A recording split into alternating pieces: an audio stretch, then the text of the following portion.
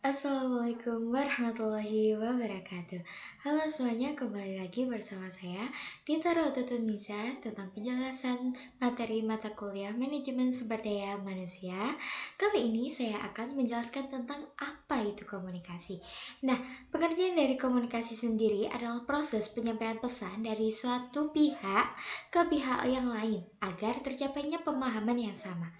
Dalam konteks manajemen sumber daya manusia, komunikasi ini sangat penting karena menjadi penghubung antara pimpinan, karyawan, dan seluruh aktivitas organisasi.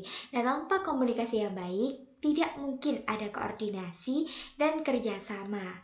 Tentunya, ketika komunikasi kita buruk antar sesama individu dalam organisasi, maka akan terjadinya timbullah pepercahan, timbulnya miskomunikasi ataupun uh, ya seperti itulah. Yang kedua, ada tujuan komunikasi dalam manajemen sumber daya manusia. Nah, dari tujuan ini banyak sekali, teman-teman. Tetapi di sini saya akan menjelaskan 6 poin saja karena saya rasa 6 poin ini sudah sangat cukup. Yang pertama ada koordinasi pekerjaan antara individu dan divisi. Tentunya tanpa komunikasi kita tidak bisa bertanya kepada koordinasi di individu teman kita di divisi yang lain seperti itu ataupun sesama rekan kerja. Yang kedua ada menyampaikan instruksi dan kebijakan perusahaan.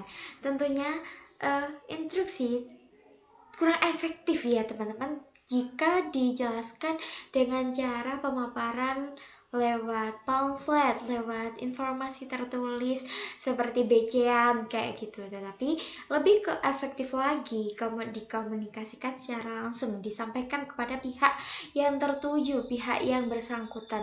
Selanjutnya yang nomor 3 adalah membangun hubungan kerja yang sehat antara pimpinan dan pegawai. Jadi kalau komunikasinya lancar, otomatis kinerja dari hubungan karyawan, pimpinan itu semuanya sangat-sangat raket gitu ya teman-teman. Bisa membangun kesolidaritas, bisa membangun kekeluargaan.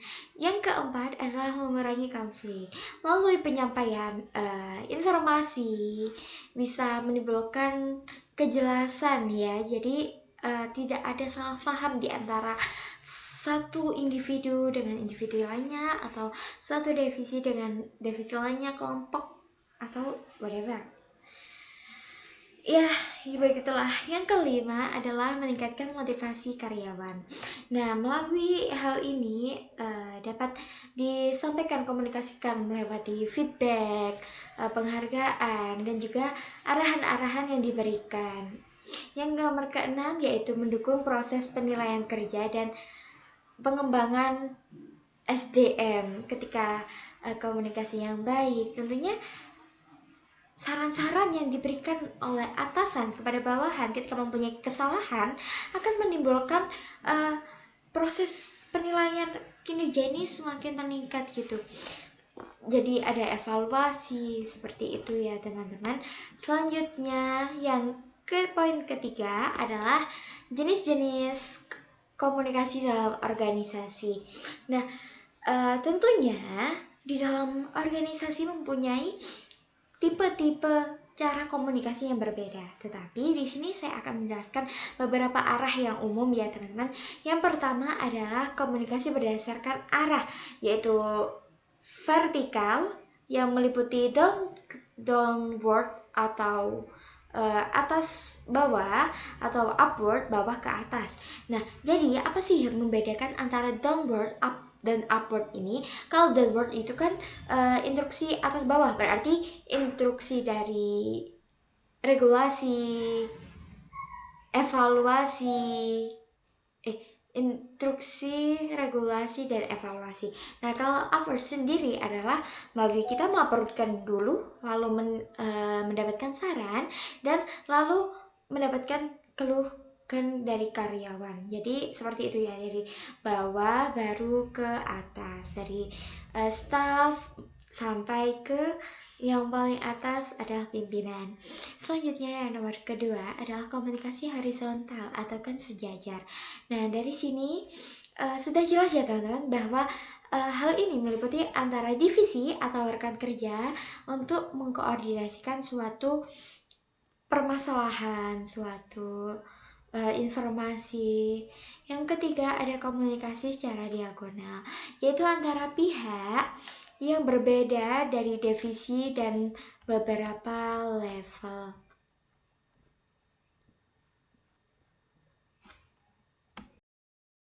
Nah, di sini saya akan menambahkan sedikit contoh tentang komunikasi horizontal, yaitu antara karyawan sejajar jika penjelasan tadi kurang dapat dipahami.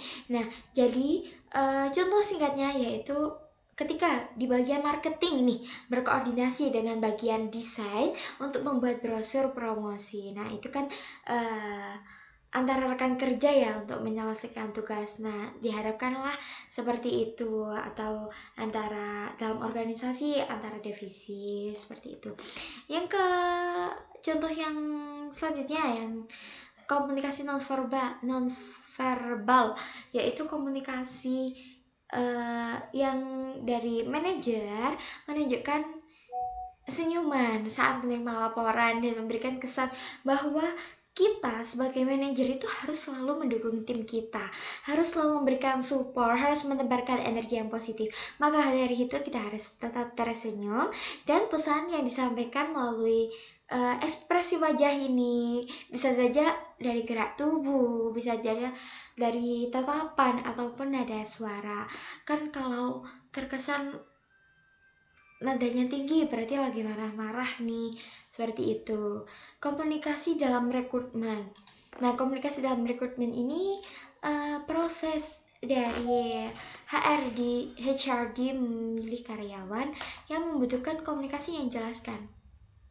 Nah, contohnya ketika HRD mengirim pesan WhatsApp kepada pelamar yang berisi tentang wawancara lengkap dengan lokasi apa yang harus dibawa saat wawancara itu, begitu. Nah, untuk selanjutnya adalah proses komunikasi. Yang pertama, tentunya kita harus dalam dunia virtual ya teman-teman, tentunya kita harus mengirimkan pesan terlebih dahulu. Kalau kita tidak mengirimkan pesan, tentunya tidak ada yang harus kita sampaikan kan. Yang kedua ada penyandian pesan atau encoding. Cukup jelas ya teman-teman, penyandian pesan harus jelas.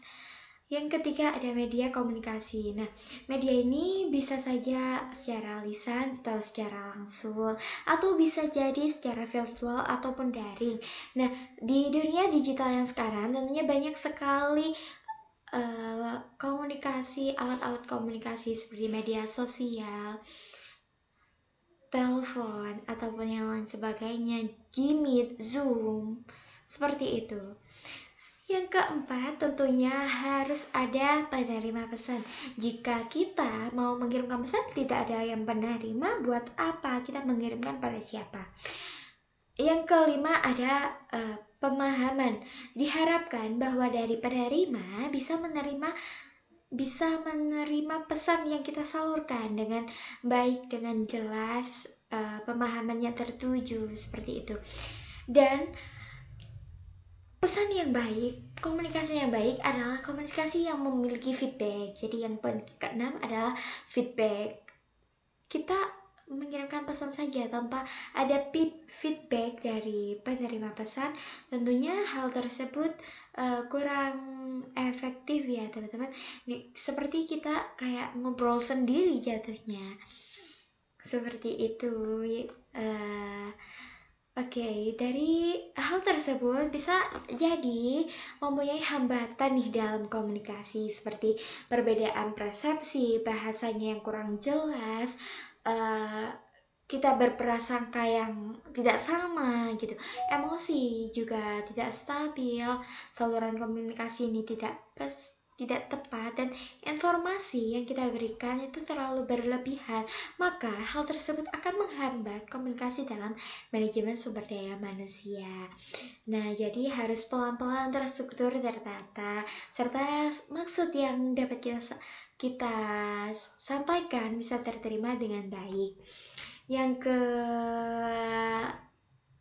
selanjutnya yaitu cara peningkatan komunikasi biar bisa efektif nih. Yang pertama, aku bisa memberikan tips bahwa kita harus menggunakan bahasa yang sederhana dan jelas. Tentunya biar bisa dipahami dengan semua kalangan, biar tidak ada salah paham. Yang kedua, dengan cara efektif, bisa aja secara menyampaikan secara langsung atau listening. Karena kalau ketikan diharapkan ini diperkirakan kayak ada yang tipu-tipu, nanti tidak mengetahui. Yang ketiga, ada memberi ruang untuk feedback. Tentunya seperti yang saya katakan tadi, tidak afdol nih kalau kita hanya memberikan pesan tanpa feedback, hanya saja dikira kita dikacang, dikira kita ngomong sendiri gitu ya. Nah, selanjutnya ada latih empati dan keterbukaan. Kita harus open minded ya teman-teman. Ketika kita memiliki informasi, kita harus memberikan tanggapan dari sudut pandang yang berbeda, tidak dari satu arah saja. Selanjutnya yang paling penting adalah kemampuan presentasi atau public speaking, dan bisa saja dalam tulisan, supaya tidak ada salah kata, penyampaiannya juga bisa terterima dengan jelas. Dan yang terakhir yaitu bangun budaya organisasi yang menghargai pendapat karyawan, karena lingkungan sangat berpengaruh tentunya. Nah, dari apa yang saya jelaskan tadi, dapat disimpulkan bahwa komunikasi adalah fondasi utama dalam manajemen sumber daya manusia. Hubungan kerja yang harmonis, kinerja karyawan, dan dapat mencapai tujuan organisasi sangat bergantung pada bagaimana perusahaan berkomunikasi dengan karyawannya. Nah, semakin efektif komunikasi, berarti semakin kuat juga kerjasama dan produktivitas dalam organisasi. Baik, itulah saya kurang lebihnya penjelasan saya tentang materi komunikasi. Jika ada salah kata, saya mohon maaf yang sebesar-besarnya, ataupun jika ada materi yang mungkin kurang jelas, mungkin dapat saya jelaskan di next kesempatan. Untuk saat ini kita cukupkan saya di sini. Saya ucapkan terima kasih sebanyak-banyaknya. Saya ucapkan wassalamualaikum warahmatullahi wabarakatuh. Sampai jumpa di next video.